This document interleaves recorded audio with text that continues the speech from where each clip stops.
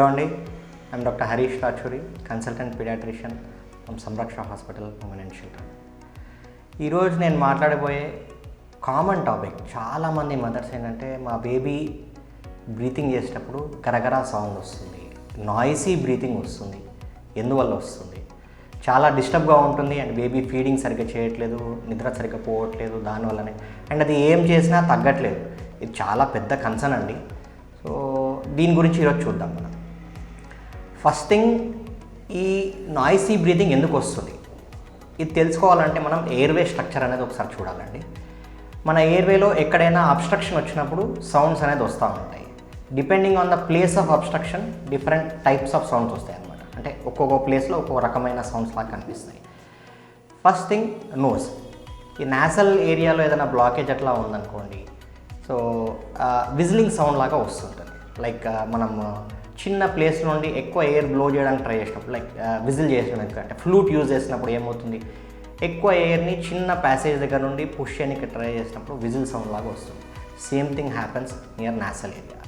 Next దాని కిందికి గొంతు దగ్గర ఏమైనా అడ్డం పడింది అనుకోండి, గరగర అంటే గర్గ్లింగ్ సౌండ్ అట్లా వస్తుంటుందండి. ఏదో అడ్డం పడినట్టుగా అట్లా అనిపిస్తూ ఉంటుంది. దాని తర్వాత కిందికి వాయిస్ బాక్స్. దాని కింద వచ్చేసి వాయిస్ బాక్స్ ఉంటుందండి. అక్కడ ఏదైనా అబ్స్ట్రక్షన్ కానీ ఏమైనా చిన్నగా అడ్డం పడినట్టుగా అట్లా ఏమైనా అయితే వాయిస్ చేంజ్ వస్తుందండి. హోర్స్నెస్ ఆఫ్ వాయిస్ కానివ్వండి, బార్కింగ్ కాఫ్ అంటే కొంచెం పెద్దవాళ్ళు దగ్గినట్టుగా దగ్గుతూ ఉంటారు. నెక్స్ట్ దాని కింద వచ్చేసి బ్రాంక్యూల్స్ అంటే ఊపిరిగొట్టాలు, కొంచెం పెద్ద సైజు ఉన్న ఊపిరిగొట్టాలు. అక్కడ ఏదైనా బ్లాక్ ఉందనుకోండి, చెస్ట్ అంతా కూడా వైబ్రేషన్స్ లాగా అనిపిస్తుంది, ర్యాట్లింగ్ సౌండ్ అనిపిస్తుంది.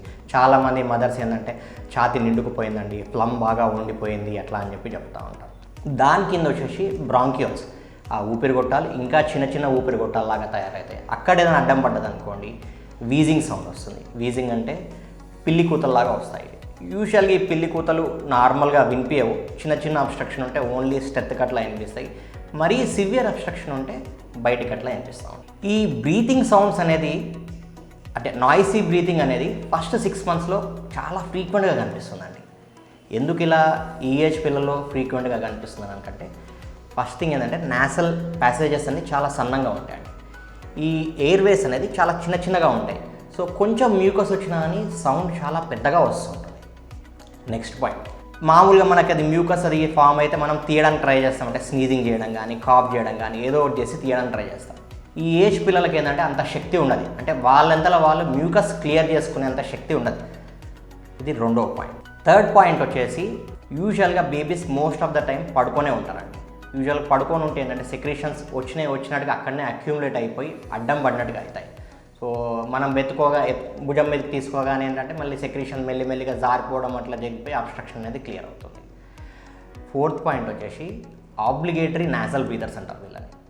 ఆబ్లిగేటరీ నాసల్ బ్రీదర్స్ అంటే యూజువల్గా పెద్దవాళ్ళు ఏంటంటే నోస్ బ్లాక్ అది అయినప్పుడు మనకు తెలియకుండానే మనం మౌత్ బ్రీతింగ్ చేసేస్తాం. ఈ ఏజ్ పిల్లలు అలా కాదండి. నోస్ బ్లాక్ ఉన్నా కానీ నోస్తోనే గాలి తీసుకోవడానికి బాగా ట్రై చేస్తారు. సో దాంతో ఇంకా ఎక్కువ ఇబ్బందిగా ఫీల్ అవుతుంటారు. సో ఇలా చేసినప్పుడు ఏంటంటే మౌత్ కూడా కొంచెం నోరు తెరిచిపెట్టుకొని గాలి తీసుకోవడం అట్లా చేస్తూ ఉంటారు. ఇది యూజువల్ రీజన్ ఫస్ట్ 6 monthsలో ఎక్కువ నాయిసీ బ్రీతింగ్ వినిపించడానికి. అడ్డం పడితే మరి ఏమేమి లక్షణాలు కనిపిస్తాయి? నోస్ బ్లాక్ అయినప్పుడు కనిపించే లక్షణాలు, యూజువల్గా పిల్లలు ఏంటంటే చీదరగా తయారవుతారండి, చీదరగా చేస్తూ ఉంటారు, ఎక్కువ ఏడుస్తూ ఉంటారు. ఎందుకు ఏడుస్తున్నారో అర్థం కాదు, జస్ట్ దట్ నాయిసీ బ్రీతింగ్తో పాటు బాగా విపరీతంగా ఏడుస్తూ ఉంటారు. అండ్ ఫీడింగ్ డిఫికల్టీస్ ఉంటాయండి. అంటే కొంచెం పాలు తాగడం కూడా కొంచెం ఇబ్బందిగా చేస్తూ ఉంటారు. కొంచెం పాలు తాగి ఆగడం కానివ్వండి, మళ్ళీ కొద్దిసేపు ఆగి అబ్స్ట్రక్షన్ క్లియర్ అయిన తర్వాత మళ్ళీ తాగడం కానీ ఇట్లాంటివన్నీ చేస్తూ ఉంటారు. సో ఇవన్నీ కూడా ఏంటంటే అబ్స్ట్రక్షన్ యొక్క లక్షణాలు.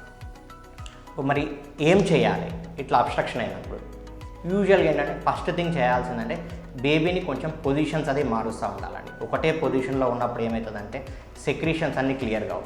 కొంచెం అప్రైట్ పొజిషన్ అట్లా భుజం మీద వేసుకుంటేనంటే ఆ సెక్రీషన్స్ ఏదైతే వచ్చినాయో అవన్నీ గ్రావిటీకి మెల్లిమెల్లిగా కిందికి జారిపోతూ ఉంటాయి. దాంతో సెల్ఫ్గా క్లియర్ అయ్యే అవకాశం. రెండోది నాసల్ డ్రాప్స్.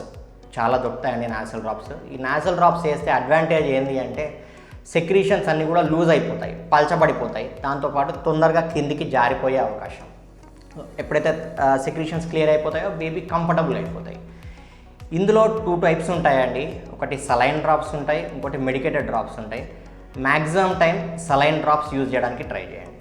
ఒక్కో నాస్ట్రిల్లో 2 డ్రాప్స్ అట్లా వేయండి. డైలీ 5 టైమ్స్ 6 టైమ్స్ ఎన్ని టైమ్స్ వేసినా పర్లేదు. ఎన్ని టైమ్స్ అన్న వేయచ్చు, ఎన్ని రోజులన్నా వేయచ్చు. ఇవి వాడితే ఏమవుతుందంటే సెక్రీషన్స్ క్లియర్ అయిపోతాయి. అది వేసిన 5-10 మినిట్స్ తర్వాత మీరు ఫీడింగ్ చేయడం కానీ పడుకోబెట్టడం చేస్తే బేబీ కంఫర్టబుల్గా ఉంటుంది. థర్డ్ ఆప్షన్ వచ్చేసి మ్యూకస్ సక్కర్. కొంతమంది ఇప్పుడు దొరుకుతాయండి, మ్యూకస్ సక్కర్స్ అయితే దొరుకుతుంటాయి. జెంటల్గా న్యాచురల్ సక్షన్ అది చేసుకుంటా ఉంటే సెక్రీషన్స్ క్లియర్ అయిపోయి నోస్ అంతా కూడా ఎయిర్వే క్లియర్ అయిపోయి బ్రీతింగ్ అనేది ఈజీగా అయిపోతుంది. సో మరి ఎప్పుడు డాక్టర్ని కన్సల్ట్ కావాలి? ఎప్పుడైతే ఈ నాయిసీ బ్రీతింగ్తో పాటు ఇంకేమైనా లక్షణాలు మనకేమైనా కనిపిస్తే వెంటనే డాక్టర్ దగ్గరికి వెళ్ళాల్సి వస్తుంది. లైక్ ఫీవర్, బాగా హై ఫీవర్ ఉంటుంది, బేబీ చీదరగా చాలా ఎక్కువ చేస్తుంది, పడుకోవడానికి అస్సలు రావట్లేదు, అండ్ కొంచెం కూడా ఫీడింగ్ చేయడానికి రావట్లేదు బేబీకి. దీంతోపాటు ఆయాసం రావడం, పొట్ట ఎగేయడం కానివ్వండి, ఈ ముక్కు ఇవన్నీ ఉంటాయి కదా, నాసల్ ఫ్లేరింగ్ అంటారు, ఈ ముక్కు ఇది ఓపెన్ కావడం కానివ్వండి, ఇట్లాంటివి ఏమైనా కనిపిస్తే వెంటనే దగ్గరలో ఉన్న డాక్టర్ని కన్సల్ట్ కండి. Thank you.